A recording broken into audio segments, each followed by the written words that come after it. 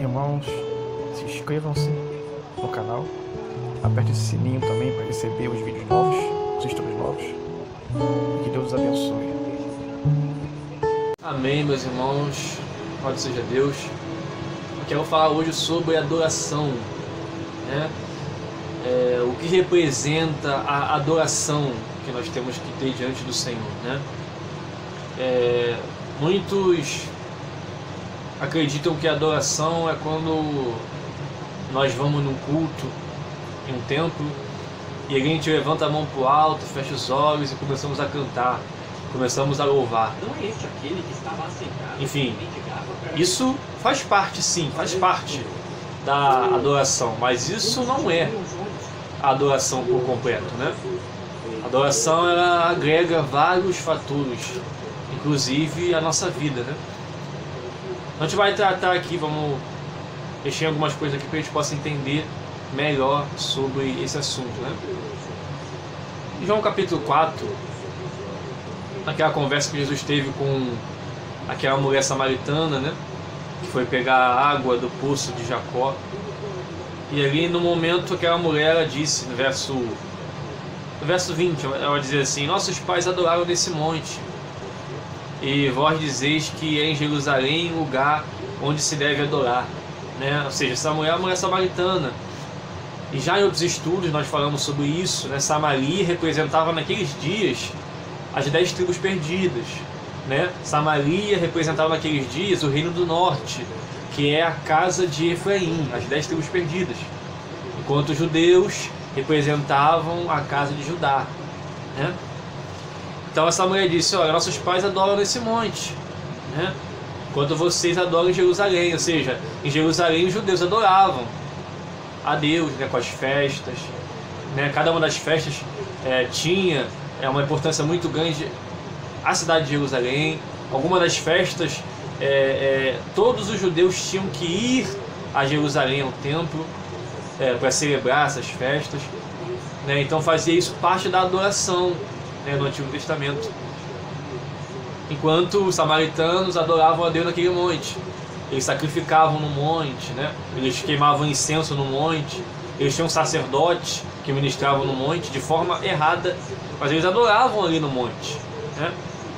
E Deus falou assim, Jesus falou assim no verso 21: mulher, crê-me que a hora vem em que nem nesse monte que eles adoravam e nem em Jerusalém adorareis o Pai. Ou seja, não é que nesse monte acendendo incensos, não é que nesse monte sacrificando animais, nem em Jerusalém com as festas, nem em Jerusalém com os sacrifícios no templo. Não será mais assim. Verso 22: vós adorais o que não sabeis. Nós, né, judeus, adoramos o que sabemos, porque a salvação vem dos judeus. Porque os judeus, eles estavam adorando conforme a lei que foi determinada, né, por Moisés. Verso 23: mas a hora vem, e agora é, em que os verdadeiros adoradores adorarão o Pai em espírito e em verdade, porque o Pai procura a tais que assim o adorem. Deus é espírito, importa que os que adoram o adorem em espírito e em verdade. Ou seja, Jesus falou assim: olha, já está chegando o momento que não vai ser mais adoração nesse monte e nem em Jerusalém, com toda a ordenança que existe, todos os rituais que existem. Não vai ser mais desse jeito. Mas Deus, ele vai procurar, ele está procurando verdadeiros adoradores que adorem em espírito e em verdade. Então quer dizer que Deus, ele estaria procurando verdadeiros adoradores que adorariam em espírito e em verdade, né? O apóstolo Paulo diz em Coríntios capítulo 2 que é para nós compararmos coisas espirituais com espirituais. Então, pelo Espírito, nós vamos compreender por quê? Porque toda aquela adoração antiga no templo, todas aquelas ordenanças que existiam naqueles dias, na adoração no templo, trazem realidades para nós nos dias de hoje, né? Todas aquelas ordenanças que existiam trazem realidades e verdades no Espírito, para que nós vivamos uma vida com o Senhor agradável, né? Isso faz parte da nossa adoração. Quando, por exemplo, o apóstolo Paulo diz lá em Romanos, capítulo 12, vai dizer assim: rogo-vos, irmãos, pela misericórdia de Deus, que apresentei vossos corpos como sacrifício vivo, santo e agradável a Deus, que é o vosso culto racional, né? Então você vê que Paulo está falando que nós temos que apresentar o nosso corpo como sacrifício, né? Vivo, santo e agradável a Deus, como o quê? Como nosso culto racional, culto e adoração. Então nós temos que oferecer o nosso corpo como sacrifício vivo, santo e agradável a Deus. Muita gente joga fora os sacerdotes, muita gente joga fora o templo e as leis, muita gente joga fora os utensílios do templo. Não. Na verdade, nós não temos mais que adorar na carne como antes eles adoravam, né? Não é mais na carne, não é mais no natural, não é mais no palpável. Mas essas coisas, elas não podem ser completamente ignoradas, porque essas coisas vão nos trazer realidade, vão nos trazer revelações, que a gente possa compreender o que Deus quer, como Deus quer que nós venhamos a adorar. Quando Paulo diz, por exemplo, isso, nós temos que apresentar o nosso corpo como sacrifício vivo, santo e agradável a Deus, né? Mas você sabe muito bem que o nosso corpo, ele é o quê? É templo do Espírito Santo. Nosso corpo é templo. E no templo existe o quê? No templo existe a oferta, o sacrifício. E no templo tem que ter quem? O sacerdote. Porque o sacerdote é quem oferece a oferta e o sacrifício. Então, se nós somos o templo do Espírito Santo, quem são os sacerdotes? Somos nós mesmos. Pedro não disse que nós somos a geração eleita, a nação santa, o sacerdócio real. Nós somos o sacerdócio do Senhor. Apocalipse também diz isso, né? Que o Senhor nos comprou com o seu sangue, a fim de que nós fôssemos reinos de sacerdotes. Então hoje nós somos sacerdotes, né? Teve até um estudo lá no ano passado que eu falei sobre esse assunto, né? Que nós hoje somos sacerdotes, que Deus queria isso já lá antigamente, só que o povo desobedeceu e quebrou a aliança. Então só a tribo de Levi foi sacerdote, né? Mas hoje em Cristo Jesus toda a igreja, todo o povo de Deus é sacerdócio. Então quer dizer que nosso corpo é o templo do Espírito e nós mesmos somos o sacerdote. E não parar por aí. O sacerdote, ele tem que tomar um sacrifício, né? Os filhos de Israel, as 11 tribos, né? Cada irmão das 11 tribos, eles tinham que pegar ovelhas, cordeiros e trazer ao templo. E o sacerdote pegava aquele animal e oferecia o sacrifício, né? O sacerdote era da tribo de Levi. E as demais tribos, as 11 tribos, todos tinham que trazer o sacrifício para o templo. E o sacerdote, ele pegava o animal e sacrificava. Ou seja, se nós somos sacerdotes, nós somos o templo, quem é a oferta? Quem é o animal que tem que ser oferecido? Somos nós também. Somos nós. Cristo, ele foi o Cordeiro Pascual. Cristo, ele foi o sacrifício perfeito, né? Ele foi... A morte de Cristo aponta para o Cordeiro da Páscoa, aponta para o Cordeiro do dia da expiação, que também é sacrificado, o sangue é derramado no propiciatório pelo sumo sacerdote. É um animal que eram animais que eram mortos uma vez por ano. Uma vez por ano eles eram mortos. Mas só que tinham animais que todos os dias morriam no templo, né? Porque havia um tipo de sacrifício que Deus ordenava e exigia, que era chamado de sacrifício contínuo. É um sacrifício que era oferecido 2 vezes no dia, de manhã e de tarde, né? Esse sacrifício contínuo, ele era oferecido no altar do holocausto, onde se queimava ali a gordura dos animais. Então todos os dias havia animais sendo sacrificados no templo, né? E havia ali também o altar do holocausto, e havia também o sacrifício contínuo, que tinha que ser oferecido de manhã e de tarde, como uma ordenança do Senhor. De manhã e de tarde. De manhã, 9 horas da manhã, e de tarde, às 3 horas da tarde, tinha que ser feito esse sacrifício. O sacerdote tinha que trazer diante do Senhor a gordura no altar do holocausto, tinha que trazer o sangue né, e pingar no altar 7 vezes.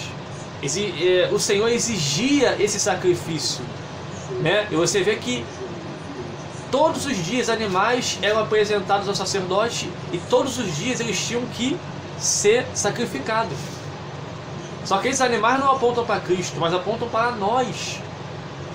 O apóstolo Paulo diz em 2 Coríntios capítulo 4 que nós somos, por amor de Cristo, entregues à morte todos os dias.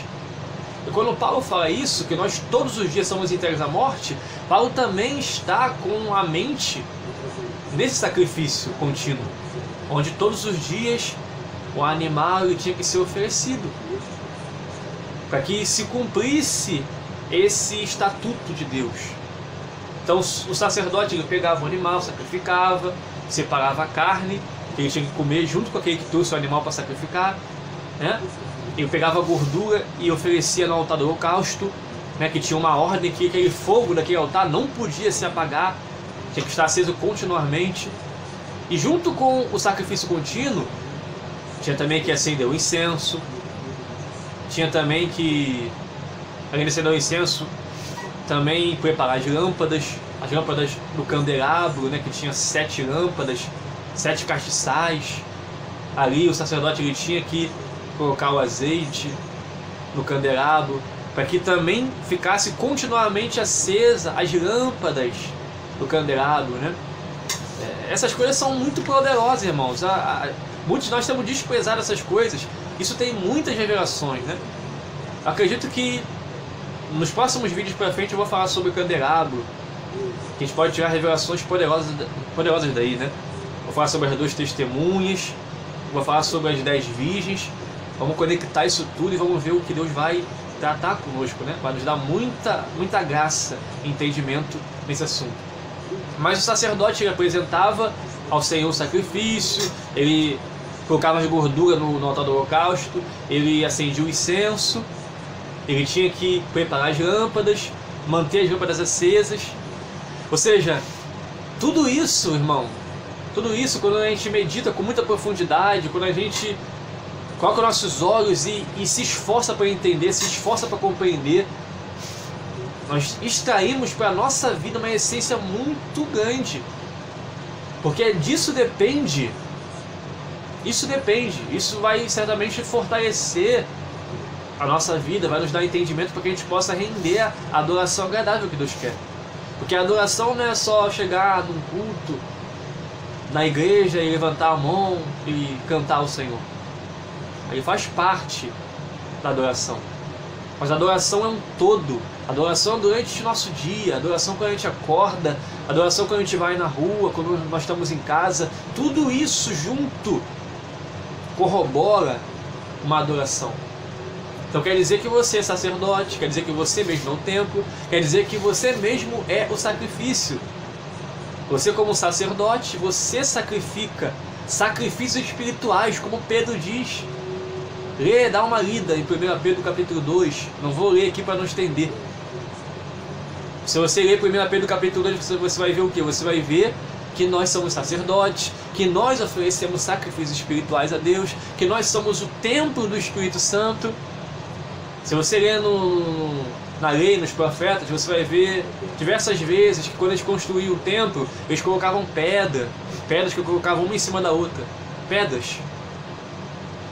Jesus mesmo falou, né, quando os discípulos se maravilharam com o templo, ele falou assim, não ficava pedra sobre pedra.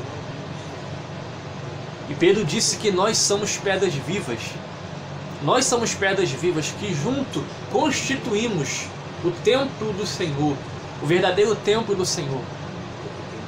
Nós somos o templo do Senhor. Nós somos o sacerdócio, que oferecemos o sacrifício espiritual. Porque antigamente, irmãos, a adoração a Deus era todo o serviço que era dado no templo. Os sacrifícios, as ofertas, as festas, tudo isso, irmãos, definia a adoração no Antigo Testamento. Como que no Antigo Testamento os patriarcas, os profetas, os homens de Deus adoravam a Deus? Eles iam no monte, eles sacrificavam, eles iam no templo, sacrificavam. Abraão adorou a Deus sacrificando seu filho. não indo sacrificar o seu filho, mas Deus ele deu a provisão, Deus ele deu o cordeiro. Então veja como que é hoje em dia a adoração que Deus ele quer de nós. Essas coisas são figuras espirituais que nos traz revelação para que hoje em dia nós possamos adorar a Deus em espírito e em verdade. Gostaram do vídeo? Foi edificante? Então dê um joinha aqui e compartilhe com outros irmãos para que também sejam edificados.